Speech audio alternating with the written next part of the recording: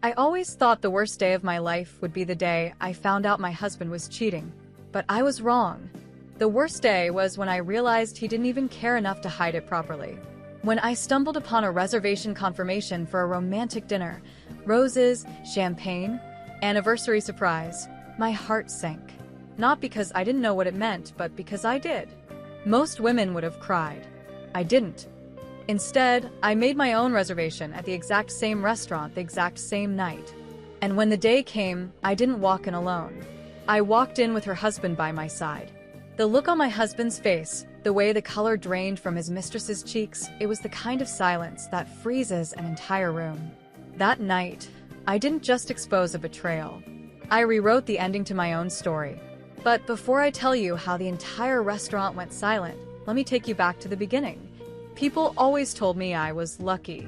I had a husband who wore tailored suits, drove a sleek car, and flashed a smile that charmed everyone from business partners to waitresses. To outsiders, our life looked like something out of a glossy magazine. Weekend brunches, couples vacations, dinner parties where we played the role of the perfect pair. And for a while, I believed it too. I believed in us. We met in the most cliché of ways, at a friend's wedding. He caught the bouquet midair when it slipped from the bride's hands, laughed, and handed it to me with a wink. "Looks like fate has a sense of humor," he said. From that moment, he pursued me relentlessly. Flowers at work, surprise weekend getaways, candlelit dinners when he knew I'd had a stressful day. It felt like a dream, the kind of whirlwind romance you watch in movies and wonder if it could ever be real. And when he dropped to one knee after a year of dating, I said yes before he even finished his proposal. But marriage has a way of stripping away the glitter. Slowly, little cracks began to show. At first, it was the late nights at the office. Big projects, he'd say. I'd pack him dinners he never ate. He'd come home smelling faintly of cologne I'd known. Then it was his phone. Always face down. Always on silent. Always guarded like a vault. When I teased him about being mysterious, he laughed it off, kissed my forehead, and said, "Some things at work just aren't for home." But the distance between us grew wider with every secret. I'd lie awake at night, staring at the ceiling, asking myself if I was imagining it, if maybe I was being insecure. My mother always told me I had a suspicious streak, and I hated the idea that she might be right. Still, somewhere deep inside, I knew. The fairy tale I thought I was living was already crumbling. I just didn't know how bad it would get. Until the night I found that reservation. It was a Thursday evening, the kind where I usually ordered takeout and curled up with a book while waiting for him to come home from work meetings. He always texted when he was on the way, except that night he didn't. I walked past his home office to close the blinds, and that's when I saw his laptop screen still lit. He must have rushed out earlier and forgotten to shut it. The glow pulled me closer, and that's when I saw it. Reservation confirmed, the Pearl Garden, table for two, anniversary special. My hands froze on the mouse. The Pearl Garden wasn't just any restaurant. It was our place. The one where he took me on our first anniversary. The one where he told me he couldn't imagine his life without me. But the confirmation email wasn't sent to me. It was sent from his personal account, and under special requests, it said, "Please place roses and champagne at the table before we arrive." It's a surprise for her. Her. I sat there staring at that word, as if my entire world had shrunk down to 3 little letters. My chest felt hollow, like my ribs had caved in. For a moment, I tried to rationalize. Maybe it was for me. Maybe he was planning something and just hadn't told me. But my birthday wasn't for another 4 months, and our anniversary had already passed weeks ago. No, this wasn't for me. I closed the laptop carefully, like handling evidence at a crime scene. My heart pounded so loud, I thought the neighbors could hear it. That night, I didn't sleep. I lay in bed, watching the empty side where he should have been, replaying every late meeting, every mysterious smile at his phone, every excuse that never quite made sense. By morning, I had my answer. His credit card bill arrived in the mail, the one he usually grabbed before I could. Inside, along with the usual charges, were receipts for 24 red roses, a jewelry box from a boutique I'd never shopped at, and a deposit for that very dinner at the Pearl Garden. The truth wasn't hiding anymore. It was staring me in the face. But instead of falling apart, something inside me hardened. I didn't cry. I didn't scream. I didn't throw things like you see in movies. I sat down at the kitchen table, made myself a cup of coffee, and whispered to the empty room. All right, if that's the game you want to play, then let me show you how I play. That was the moment I decided. I wouldn't confront him with tears. I wouldn't beg for answers he'd just twist into lies. No. I'd expose him in a way he'd never forget. But I needed help. And that help came from the one person he never thought I'd find. Her husband. Finding her wasn't difficult. When a man thinks he's being clever, he forgets the simplest things. The jewelry receipt in his credit card statement had her initials engraved on the box. To LR with love. 2 minutes of searching social media later, I found her, Lauren Reynolds. A woman with a polished Instagram feed full of beach trips, brunches, and perfectly filtered smiles. And one more thing. She had a husband. His name was Daniel. A quiet-looking man who appeared in the background of her photos, usually holding their toddler, while Lauren posed center stage. My chest tightened. This wasn't just my marriage being ripped apart. It was his too. For 2 days, I debated whether to contact him. Was it my place? Would he even believe me? What if he turned on me instead of her? But every time I pictured my husband laughing across a candlelit table with her, I knew I couldn't fight this battle alone. So I sent Daniel a message. Just a single line with a screenshot attached. I think we need to talk. From the other spouse. He responded within minutes. That evening, we met at a small cafe across town, away from curious eyes. He arrived looking pale, holding the screenshot with shaking hands. She told me she was working late this weekend, he said quietly, his voice cracking. I didn't want to believe it, but I knew. We sat in silence for a long time, two strangers bound together by betrayal. Finally, I pushed the reservation confirmation across the table. They're meeting at the Pearl Garden tomorrow night, I told him. 7 o'clock. Daniel stared at the paper, his jaw tight. Then slowly, he nodded. What do you want to do? The answer came out of me before I even thought about it. I want to show up. Together. I want to watch their faces crumble when they see us standing side by side. For a moment, he looked uncertain. Then, with a bitter smile, he whispered, "Then let's give them a dinner they'll never forget." The next 24 hours were a blur. I booked a reservation for 2, just a few tables away from theirs. I picked a dress he used to love. Black silk, simple but sharp, the kind of dress that said I'm not broken, I'm untouchable. Daniel promised to drive us both. He said he didn't trust himself to walk in alone, and I didn't trust myself to face it without backup. When the night came, I stood in front of the mirror longer than I cared to admit. My hands trembled as I fastened my earrings, but my reflection stared back stronger than I'd ever seen her. For the first time in months, maybe years, I felt in control. As we pulled up outside the Pearl Garden, the valet opened the car door, unaware of the storm about to blow through those glass doors. I took a deep breath, glanced at Daniel, and whispered, "Ready?" He gave the faintest nod, and together we walked inside. The Pearl Garden was glowing that night. Golden chandeliers spilled light across white tablecloths, soft jazz floated through the air, and waiters glided between tables with trays of champagne. It was the kind of place where secrets didn't belong, and yet 2 of the biggest secrets of my life were sitting just a few steps ahead. Daniel and I followed the hostess, my heart pounding like a drum in my chest. I spotted them instantly.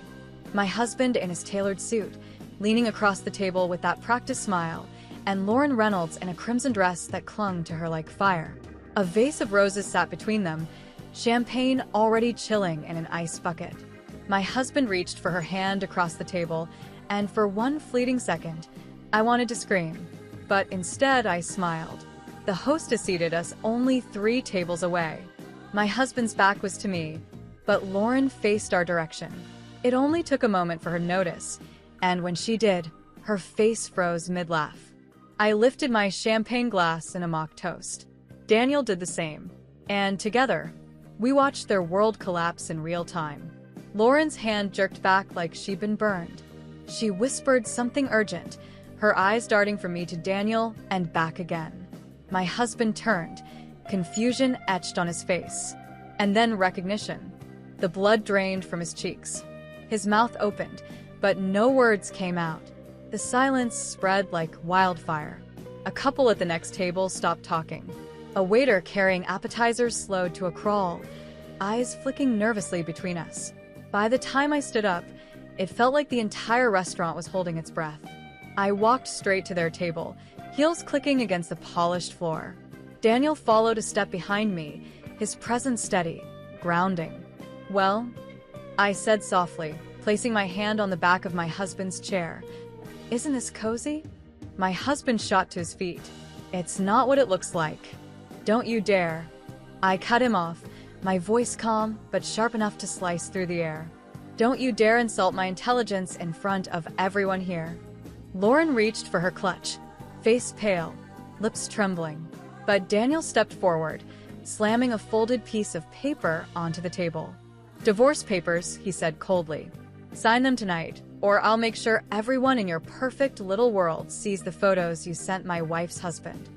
Gasps rippled through the restaurant. A woman at the bar clapped a hand over her mouth. Someone else whispered, "Oh my God." My husband's face twisted, anger, panic, shame, all colliding at once.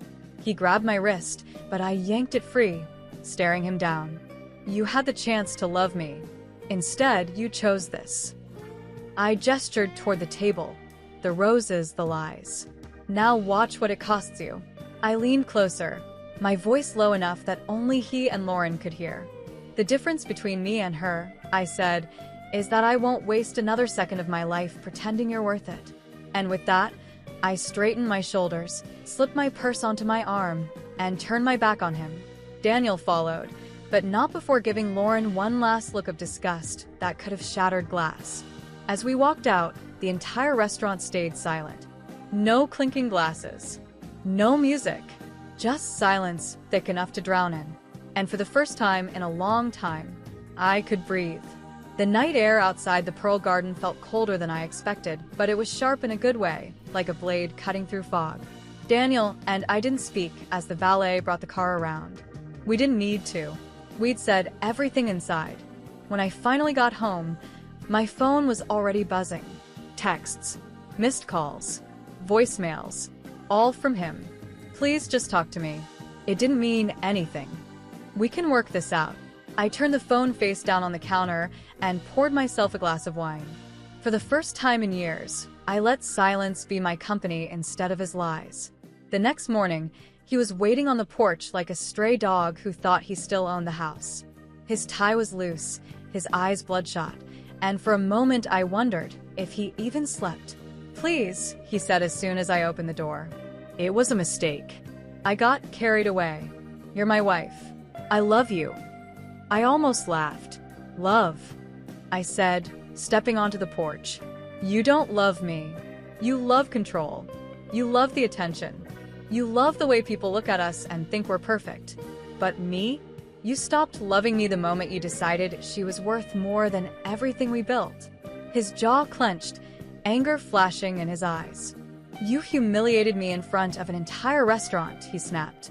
And there it was, not regret for cheating, not shame for betraying our vows, but anger that I had taken away his power. "Good," I told him coldly. "Consider it a preview of the humiliation you'll face in court." I shut the door in his face and leaned against it, my heart racing. For the first time, I had the final word. A week later, Lauren's world began to collapse too. Daniel followed through on his threat. Divorce papers were filed, along with a request for custody of their child. Friends unfollowed her on social media. Word spread quickly in their circles, not because Daniel shouted it, but because diners from that night whispered it. People talk when a scandal happens in public, and we had made sure it happened in the loudest way possible. My husband tried to salvage what was left of his reputation, but every attempt fell flat.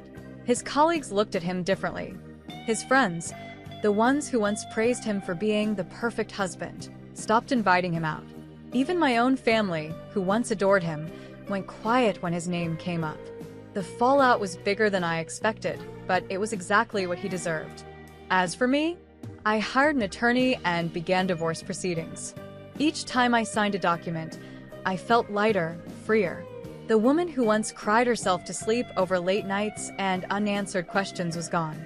In her place was someone stronger, someone who had faced betrayal head-on and walked away with her head high. Daniel and I kept in touch occasionally, not as allies anymore, but as people who survived the same storm. Once he told me, "That night at the restaurant, you saved me from years of lies I didn't want to admit I was living." And in a way, he was right. Sometimes revenge isn't just about punishing the guilty. It's about liberating the innocent. But the greatest fallout wasn't what happened to them. It was what happened to me. I stopped looking over my shoulder. I stopped questioning my worth. And I started building a life where my happiness didn't depend on someone else's loyalty. In the months that followed, my life changed more than I ever thought possible. The divorce moved quickly, surprisingly so. My lawyer told me that because of the evidence and the public exposure, my husband had no room to fight. He signed what he needed to sign, and within weeks, we were done. No more sleepless nights waiting for him to come home. No more lies whispered in the dark. No more pretending. I thought I would feel broken, but instead I felt free. I started taking back pieces of myself that I had given up during the marriage. I went back to painting, something I had put aside because it took too much space. I signed up for weekend hikes with friends I'd stopped seeing because he never liked them. I began cooking dinners for myself, not because anyone else would eat them, but because I wanted to savor flavors again. And every evening, when I locked the door behind me, I finally felt safe. Safe from his manipulation. Safe from his deceit. Safe from a love that wasn't love at all. People sometimes ask if I regret what I did at the restaurant. If it was too much. If public humiliation was necessary. Here's my answer. Yes. It was necessary. Because sometimes the only way to end a lie is to shine the brightest light on it. My husband lost his mask that night. Lauren lost hers. And in losing them, I found myself again. The most important lesson I learned is this.